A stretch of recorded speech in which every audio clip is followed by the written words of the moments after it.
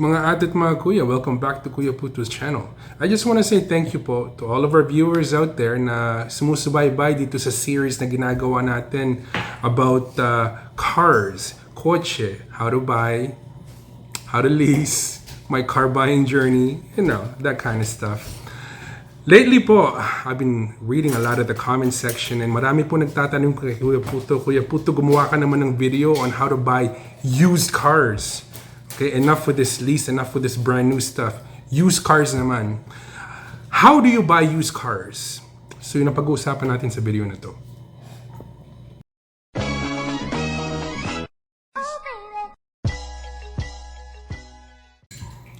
So mga atin mga kuya, believe it or not, a lot of the cars na na-own ko or I currently have, I'd say about 85% of it is segunda mano. That's the God's honest truth. Yung mga personal cars ko po, with the exception of yung nakita nyo sa mga video namin, yung mga lease cars, lahat po binibili ko segunda mano. Because it's just the type of person I am. I just cannot justify paying, X amount of money for a kotse and then have it depreciate on me. So usually, kung meron akong gustong kotse, hihintayin ko po yung kotse yun, yung modelong yun, mag-depreciate muna and I'll buy a used version of it, right? So maraming po nagtatanong kay Kuya Puto, how do you buy used cars dito sa Canada? Because naiintindihan ko po, not everybody has got the budget for, a brand new car, right? Like Jesus Christ, especially in the economy that we're in right now. Number one, napakamahal ng kotse. And number two, napakahirap kumayod, humanap ng salapi, pambayad dyan sa kotse niyan, di ba? So marami po sa atin, including me, yung pong focus natin is sa used vehicles dahil nandun po yung budget natin, di ba? So how do you buy? Saan ka mag-uumpisa? Where do I start? So sa akin po, this is just based on my experience, right? I've been buying and selling used cars, okay, personal cars, ever since I guess I was 16 years old. I've lost count on how many cars I've owned over the past, but I've had plenty. And usually, if you watch my videos, it's always like two-door sports coupes. I have a weakness for sports cars. So, let me tell you how I buy used cars, okay? Alam ko, everybody has different methods, but this is just me, okay? This is what I've been doing ever since I was 16 years old. So, ngayon po, typically, you have several options where to look. Okay, pwede kayong pumunta sa Facebook Marketplace. Napaka-popular po niyan dahil not only do you get to see who's selling it and you can creep their profile to see if it's legit or not, marami pong mga pictures doon na makikita kayo na posted, hopefully, nung seller, di ba? And it should give you enough information. And you can narrow it down. Kung malapit sa bahay ninyo, just use the filters, di ba? That way you can control where you go, where to look. So, Facebook Marketplace. Number two is, for me traditionally, Auto Trader. Auto Trader has been around since the beginning. Mula pa nung bata ako. Dati magazine po sila. Ngayon you just go on a website or you download the app. You play with the filters. You put down the car that you're looking for, what year, how many kilometers, what distance from your house you want to search. That's the number two choice, Auto Trader. Number three method that I use is hearsay, mga kakilala. Usually, marami pong mga tao na kakilala nyo, I'm pretty sure, na nag-upgrade ng kotse. And when they're done with their old one, maybe they want to give it, whether they want to put it up for sale. And, if the opportunity is there, right time, right place, that could prove to be a good deal also, di ba? And number three, Kijiji. Kijiji is a powerful tool. Very similar po to Auto Trader and Facebook Marketplace. Works pretty much the same. You can just put down the name, input the name of the car, the year, the model, and off you go. It'll list everything around you within the parameters of the filters that you set up, diba? So yeah, traditionally, those four methods, Auto Trader, Kijiji, Facebook Marketplace, and yung mga kakilala nyo. So mga ate at mga kuya, bago po kayo magplano na tumingin ng mga segunda manong kotse, I highly suggest make a list ng mga modelo na gusto ninyo, na kursanada ninyo. And just like I said in my previous videos with the leasing and the purchasing of brand new blah blah blah, check nyo po kung magkano yung potential insurance cost para dun sa modelong yun para walang sorpresa, di ba? Once you have that taken care of, start looking.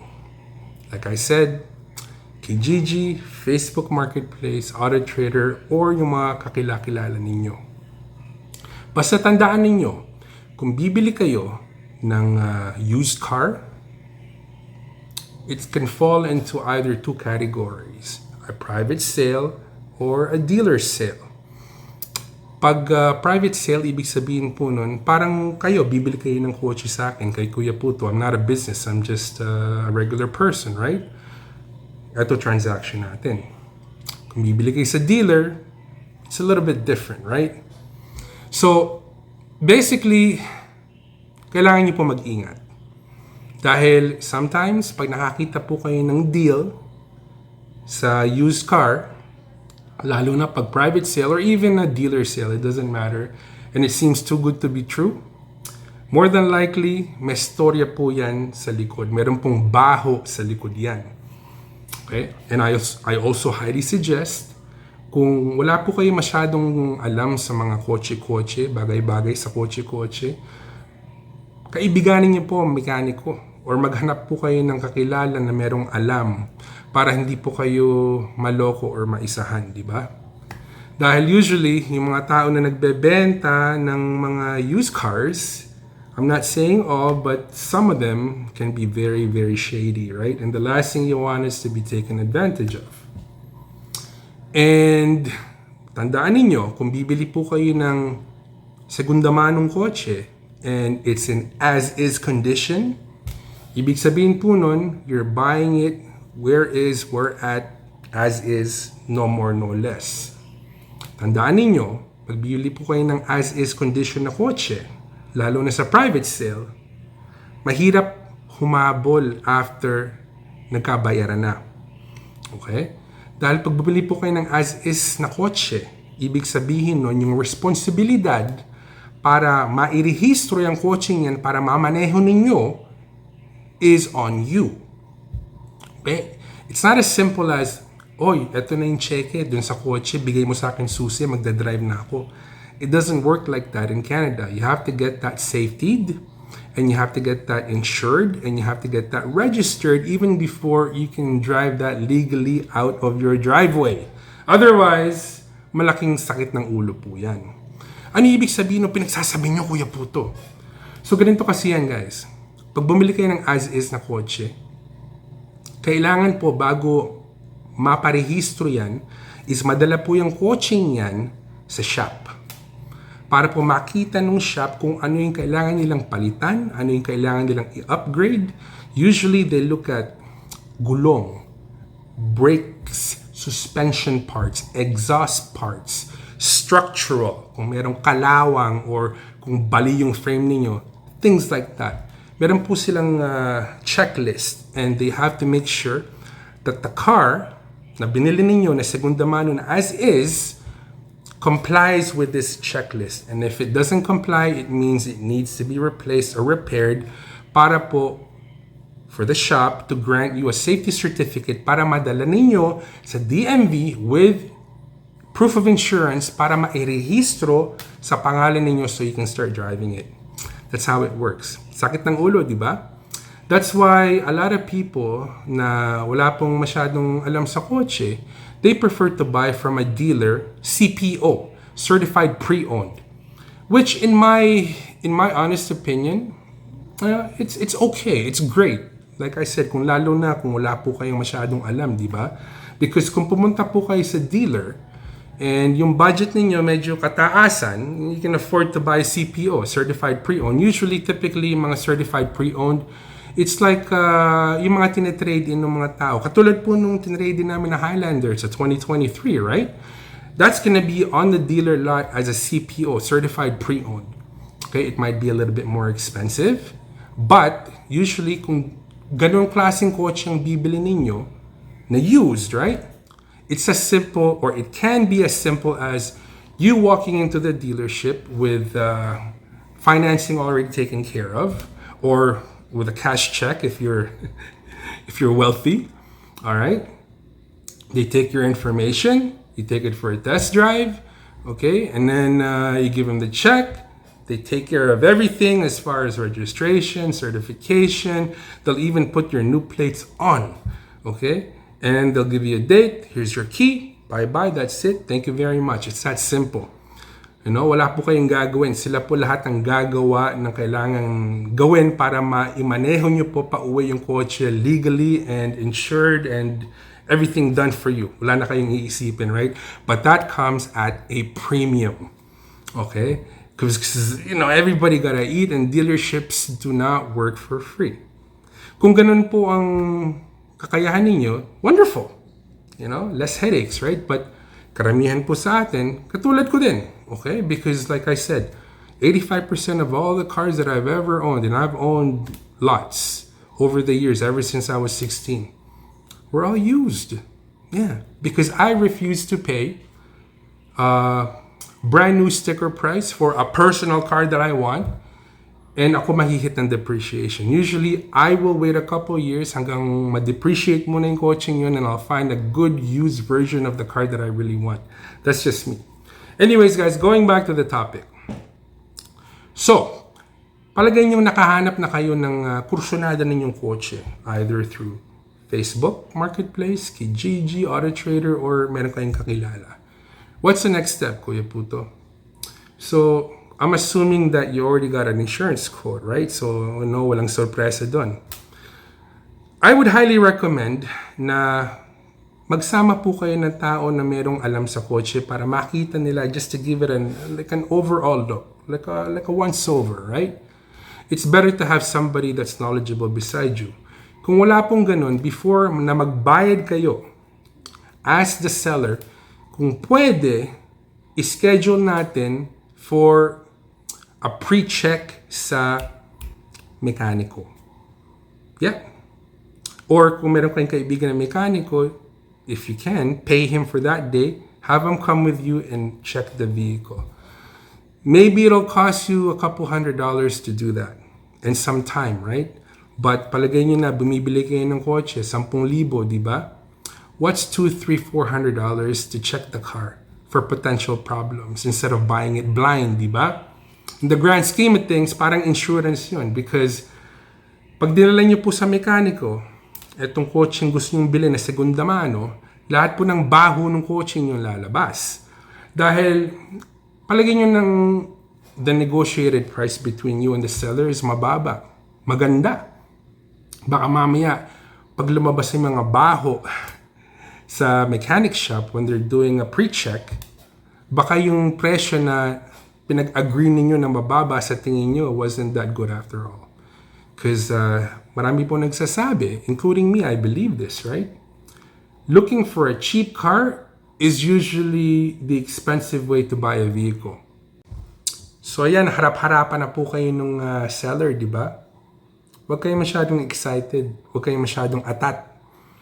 Tanong mo sa kanya kung pwede, hey, is it okay if I took a couple pictures, couple videos? You know, that way I have a reference, right? Hingan niya po siya ng ID, ng driver's license. Take a picture of it, okay? And tignan niyo po yung ownership ng kotse. See if it matches the driver, the name of the driver who's trying to sell it to you. And if it matches, great. And if it doesn't match, magtanong po kayo ng madaming question. Because the last thing you want is to be buying a car from somebody who is not authorized to sell that car, di ba? And take it from me. The first time na makita niyo po yung kotse, don't finalize the deal. Okay? Sleep it over. And if you feel the same way, kinabukasan, then maybe that's a good sign that you should pursue it. Pero wag na wag kayong masyadong excited, kukunin nyo like right on the spot. Take your time. Tandaan nyo, you have the money, you have the power. Okay? Test drive ninyo. Actually, before you test drive it, ask kung active yung insurance niya. Dahil the last thing you want is to be test driving a car sa daan tapos wala palang insurance yun. Mamaya madisgrasya pa kayo. Sakit ng ulo yan, right? So yeah, like I said previously, make sure, to check the guy's ID and cross-reference the ownership name to the driver's license of the person that you're speaking to. Okay, ask for insurance papers. And ask to see if they have a used vehicle package. Importante yan. It's this blue printout that sellers typically get sa DMV. I think it's like $25 they charge for it. Usually yung seller ang bumibili nun. And it'll give you some of the history of the car. Okay? Who currently owns it. And if there's any lien on the car, kung merong utang yung kotse, that used vehicle package will show it. And sa akin, the most important part is like the lien information, kung merong utang siya, plus the retail and wholesale value of the car. Because should you decide na bilhin tong kotseng to, para mairehistro to, you have to pay taxes on it. And it doesn't really matter what you paid. The DMV will go by the retail value of the car. That's what they're gonna base the taxes na babayaran mo para mairehistro tong kotseng to. Importante yan, guys. So guys, meron din pong napaka-importanting tool called Carfax. You have to pay for this service, but pwede po kayong maisalba nito sa disgrasya. Basically, pag tinitignan niyo po yung kotse, hopefully, you don't make a cash decision right on the spot, right? Take your time. Kunin niyo po yung VIN number. Okay? And pag nakuha niyo po yung VIN number, spend the money to get a Carfax report. Dahil dun po sa Carfax report na yon, sasabihin sa inyo kung naka-aksidente na po yung coaching yan, or if it's a clean title, or if it's been stolen. All of the information is there po. I'm not sure how much a Carfax report is. It's been a while since I bought a used car. But it's well worth the investment po para malaman niyo yung background netong coaching yan, right? So make sure you do your research. Okay? Make sure alam niyo po yung mga failure points, mga weak points netong modelong gusto nyong bilhin, right? And when you do get a pre-check at a mechanic, or say if you have a friend with you na dala-dala ninyo, make sure you check at those weak points. Examine those weak points to see kung merong baho tong vehicle na to. So palagay nyo, ginawa nyo na lahat yan.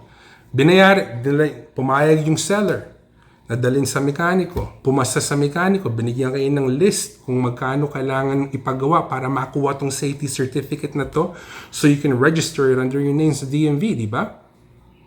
If the numbers work out, then proceed. Proceed. Okay?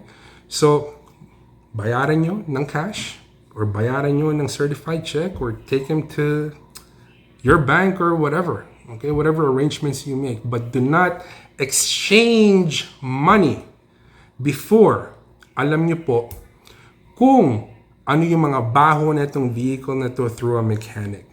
That way, there's no surprises sa inyo, lalo na sa bulsa ninyo, kung magkano ang ilalabas nyo pa para mapaayos tong vehicle na to para mamaneho ninyo. So eto, nabili nyo na yung kotse, di ba? Nandun na sa mekaniko ninyo. Ginagawa na nila. So, the next thing for you to do is you call your insurance and you tell them, hoy, binili ko tong kotse. I need proof of insurance, right? So yun, meron na kayong proof of insurance. Yung mekaniko ninyo, ginawa na lahat ng kailangan gawin para pumasa yung kotse for safety. So, bibigyan kayo nun ng safety certificate, right? Tapos, yung ownership na pinirmahan nung seller, dadalhin nyo yun doon sa DMV. So, tatlong bagay. Proof of insurance, safety certificate, plus the ownership na pinirmahan nung seller. Dadalhin nyo yun, tatlong documents na yun sa DMV, and irirehistro po nila yung kotse na binili ninyo, na pinagawa nyo dun sa talyer, sa pangalan ninyo. Bibigyan po kayo ng plaka. Babayaran nyo po yun. There's a lot of fees involved, right? Lahat po yung babayaran ninyo. Pati yung taxes on that vehicle, because there's gonna be a wholesale price and a retail price. So, Usually, papabayaran po sa inyo is the retail price. So that's what they're gonna base the taxes on. So you have to pay that too. Once you pay all of those fees, sasabihin po sa inyo nung tao dun sa DMV, okay Mark, this is your new ownership. Make sure you sign the back. This is the plates for your vehicle. Make sure you screw it on your car. And off you go. So this is how you buy a used car in Canada. If, number one, you do it yourself through private, or number two, if you do it through a dealership, through a CPO, Certified Pre-Owned. So sana naman meron kayo natutunan kahit konti. You know, I didn't go in detail, but this is basically the breakdown of how I've been doing it for years. Okay, guys? Because like I said, not everybody, you know, has got the budget to finance a brand new vehicle. And a lot of us, including me, for many years, you know, all of my personal vehicles has been bought, you know, privately used, segunda mano.